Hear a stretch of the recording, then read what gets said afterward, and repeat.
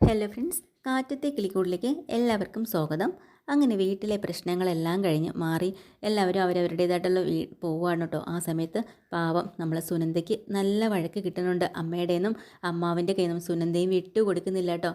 അതെ, നിങ്ങളാരും എന്നെ ഭരിക്കാനൊന്നും വരേണ്ട ആവശ്യമില്ല. നേരത്തെ എന്നെ അടിക്കുകയും ഇടിക്കുകയും ഒക്കെ ചെയ്തിട്ടുണ്ടായിരുന്നല്ലോ. അമ്മാവനായാലും ശരി തന്നെ, അമ്മയായാലും ശരി തന്നെ. ഇപ്പം എനിക്ക് ചോദിക്കാനും പറയാനും എൻ്റെ ഭർത്താവുണ്ട്, അദ്ദേഹം ചെയ്തോളും. പിന്നെ സുഭാഷ് ഏട്ടനുള്ള ചില കാര്യങ്ങളൊക്കെ ഞാനും എൻ്റെ ഹസ്ബൻഡിനോട് പറഞ്ഞിട്ടുണ്ട്. അയാൾക്കും കുറച്ചൊക്കെ മനസ്സിലാക്കും. നിങ്ങളാരും ഇനി ഇതുപെട്ട് കുളമാക്കേണ്ട ആവശ്യമൊന്നുമില്ല, എനിക്കറിയാം എൻ്റെ ജീവിതം എങ്ങനെ കൊണ്ടുപോകണമെന്നൊക്കെ പറഞ്ഞ് അമ്മയ്ക്കും മാമനും കൂടെ കുറേ വഴക്ക് കൊടുക്കാൻ കേട്ടോ. അത് കഴിയുമ്പോൾ സുനന്ദയുടെ ഹസ്ബൻഡ് വരുവാണ്. അവർക്ക് ചായയൊക്കെ ഇട്ട് കൊടുക്കാൻ സുനന്ദയോട് പറയുമ്പോൾ സുനന്ദ അവിടുന്ന് അടുക്കളയിലൊക്കെ പോവാണ്. പിന്നെ അന്ന് വീട്ടിൽ വരുമ്പോൾ തന്നെ നമ്മുടെ നീതുവിനാണെങ്കിൽ നല്ല വഴക്ക് കിട്ടുന്നുണ്ട് അമ്മയുടെ കയ്യിൽ നിന്നും. അച്ഛനാണെങ്കിൽ പറയുന്നുണ്ട്, നാണം കെടുത്തിയല്ലോടി നീ ഞങ്ങളെ അവിടെ മുമ്പിൽ വെച്ച്. ഓ, ഇവള് അപ്പോൾ അഖില് പറയാണ്, അല്ലെങ്കിൽ ഇവൾ അങ്ങനെയും ചെയ്യത്തുള്ളൂ. അവിടെ ഏറ്റു പറയേണ്ട കാര്യം എന്തായിരുന്നു? അവന്മാരെ പിടിച്ച് ജയിലിലാക്കിയിരുന്നെങ്കിൽ. എനിക്കും ആകെ നാണക്കേടായി പോയല്ലോ എൻ്റെ കൂട്ടുകാരുടെ മുന്നിൽ എന്ന് അഖില്. ഇതെല്ലാം കണ്ടും കൊണ്ടൊന്ന് അമ്മയാണെങ്കിൽ കയ്യിരുന്ന പാത്രം എടുത്ത് ഒറ്റ ദേഷ്യം കൊണ്ട് എന്നിട്ട് നീതുവിന് കുറേ അടി കൊടുക്കാൻ കേട്ടോ. എന്നിട്ട് പറയാൻ, എടി എല്ലാവരുടെ മുന്നിലും നാണം കെട്ട്. ആ നാശം പിടിച്ച ലോറി ഓടിക്കുന്ന അയാൾ പലയിടത്ത് പോയി പല പെണ്ണുങ്ങളോടും കറങ്ങി നടന്ന് അയാളുടെ മക്കളെടുത്ത് കൊണ്ട് അവളെ അയാളെ ഒരു മോനെ നീ സ്നേഹിച്ചതും പോരാഞ്ഞിട്ട് ഇപ്പോൾ അവിടെ ചെന്ന് ഞങ്ങൾ നാണം കെടുത്തിയും കൂടെ ചെയ്തില്ലേടി. എന്തിനാടി നീ ഞങ്ങൾ ഇനി ജീവിച്ചിരിക്കുന്നത്? കേട്ടില്ലേ, ഇവക്ക് വേണ്ടുന്നതെല്ലാം ഞങ്ങൾ വാങ്ങിക്കൊടുത്തില്ലേ? മൊബൈൽ ചോദിച്ചു, വാങ്ങിച്ചു കൊടുത്തു. പിന്നെ പഠിക്കണമെന്ന് പറഞ്ഞു, കോളേജിൽ വിട്ടു. അവൾക്ക് ഇഷ്ടപ്പെട്ട തുണികൾ, ഡ്രസ്സ്, പിന്നെ അവരുടെ ആഹാരം എല്ലാം ഞങ്ങൾ കൊടുത്തിട്ട് ഞങ്ങൾ അവിടെ എല്ലാവരുടെ മുന്നിൽ ഒറ്റപ്പെടുത്തിയില്ലേ? അപ്പം നീ ഇത് പറയാം, ഞാൻ എന്ത് ഒറ്റപ്പെടുത്തിയെന്നാണ്? നിങ്ങളല്ലേ തെറ്റ് ചെയ്തത്. തെറ്റ് ചെയ്തത് ആരായാലും ശിക്ഷിക്കപ്പെട്ടേ പറ്റുള്ളൂ. അതുമാത്രമേ ഞാൻ അവിടെ പറഞ്ഞുള്ളൂ.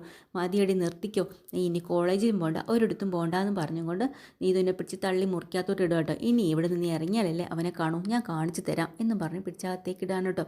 ആ സമയത്ത് നമ്മുടെ കിളിക്കൂട്ടിലാണെങ്കിൽ അന്ന് രാത്രി നമ്മുടെ നിതീഷിലല്ലോ ഹരീഷിന് ഭയങ്കര സന്തോഷമാവുന്നുണ്ട്. അതുപോലെ തന്നെ നമ്മുടെ സുധീഷിനും. കാരണം സുധീഷ് അവിടെ നിന്നുകൊണ്ട് എല്ലാവരും രക്ഷിക്കാനായിട്ട് നിധി പറഞ്ഞായിരുന്നല്ലോ എൻ്റെ ഭർത്താവാണ് ഇവിടെ സുധീഷെന്ന്. അത് വീണ്ടും വീണ്ടും മനസ്സിൽ ഓർത്ത് ചിരിച്ചുകൊണ്ട് കിടക്കുകയാണ്.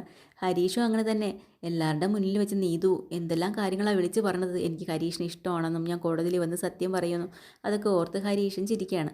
അപ്പോൾ തന്നെ സുധീഷ് ചോദിക്കണം, എന്തിനാണ് രാത്രി കിടന്ന് ചിരിക്കണേ? ഇന്നത്തെ നീതുവിൻ്റെ പെർഫോമൻസ് സൂപ്പർ അല്ലായിരുന്നു ഏട്ടാ, അത് ഓർത്ത് ചിരിച്ചതാണ്. അതൊക്കെ ശരി തന്നെ, എല്ലാവരും കൂടെ നമ്മളെ അങ്ങ് രക്ഷിച്ചു ഇല്ലേ? പക്ഷേ അവൾ എന്നാലും ഇങ്ങനെയൊക്കെ പറയുന്നത് ഞാൻ വിചാരിച്ചേ ഇല്ല. അതൊക്കെ ശരിയാ. എടാ, ഒരു പെണ്ണിൻ്റെ മനസ്സിൽ ഇഷ്ടം തോന്നുന്ന ഒരു പെണ്ണിനെ എങ്ങനെ നമ്മൾ ഇഷ്ടം തോന്നുന്ന? അവളെ കാമുകനായിരിക്കുമ്പോൾ അവൾ ചെയ്യുന്ന എല്ലാം നമുക്ക് ഇഷ്ടമായിരിക്കും എന്നൊക്കെ ഇങ്ങനെ ഭയങ്കരമായിട്ട് പ്രേമത്തിനെക്കുറിച്ച് സുധീഷ് പറഞ്ഞ് ഹരീഷിനെ മനസ്സിലാക്കുക കേട്ടോ. അവസാനം ഹരീഷ് എന്നെ പറയുന്നുണ്ട്, മതി നിങ്ങളുടെ ഈ ഉപദേശമൊന്നും എനിക്ക് വേണ്ട. സ്വന്തമായിട്ടൊരു പ്രേമം മനസ്സിൽ കൊണ്ട് നടന്നിട്ട് ഇന്ന് വരെ അത് പറഞ്ഞ് സാധിച്ചെടുക്കാൻ സാധിച്ചിട്ടില്ല, എന്നിട്ടാണ് എന്നെ ഉപദേശിക്കാൻ വരുന്നതെന്നും പറഞ്ഞുകൊണ്ട് അവരങ്ങോട്ടും ഇങ്ങോട്ടും കളി തുടങ്ങിയിട്ടോ. അടിക്കാനൊക്കെ തുടങ്ങി കളിയായിട്ട്. ആ സമയത്ത് ഹരീഷിനൊന്ന് നീതുവിനെ കണ്ടാൽ കൊള്ളാമെന്നുണ്ട്. അങ്ങനെ ഫോണില്ലല്ലോ, നാളെ രാവിലെ നമുക്ക് നീതുവിനെ കാണാൻ പോയാലോ എന്ന് വിചാരിച്ചിരിക്കുകയാണ്.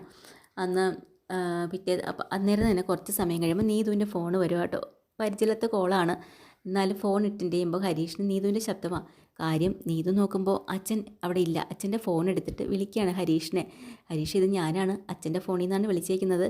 ഫോണില്ല, നീ ഒരു കാര്യം ചെയ്യണം, ഇതിലേക്ക് ഒരിക്കലും തിരിച്ച് വിളിക്കരുത്. എന്തെങ്കിലും അത്യാവശ്യം ഉണ്ടെങ്കിലേ ഞാൻ വിളിച്ചോളാം കേട്ടോ. എടി, നീ ഇവിടുന്ന് പോയപ്പോഴേ നിന്നെ തല്ലേ മറ്റോ ചെയ്തോ? അതൊക്കെ ഉണ്ടല്ലോ, ഇഷ്ടം പോലെ കിട്ടുന്നുണ്ട്. വന്ന പാടെ എല്ലാവരും കൂടെ എനിക്ക് തരുകയും ചെയ്തു. അതൊന്നും കുഴപ്പമില്ലെന്നേ. ഹരീഷ് പണ്ട് ഞാൻ ഇഷ്ടമാണെന്ന് പറഞ്ഞപ്പോൾ മൈൻഡ് ചെയ്യാതെ നടന്നില്ലേ? അന്നേരത്തുള്ള ഒരു വിഷമവും എനിക്ക് അടി കിട്ടുമ്പോൾ ഇല്ല കേട്ടോ. അതായിരുന്നു എൻ്റെ ഏറ്റവും വലിയ വിഷമം. അങ്ങനെ ഫോൺ വയ്ക്കുകയാണ്. ഭയങ്കര സന്തോഷമാവണം കേട്ടോ അവർക്ക്. അത് കഴിഞ്ഞു പിറ്റേ ദിവസം ആകുമ്പോഴത്തേക്കിനെ നമ്മുടെ ഹരീഷും എല്ലാവരും കൂടെ അന്ന് രാത്രി ഉറങ്ങണമല്ലോ.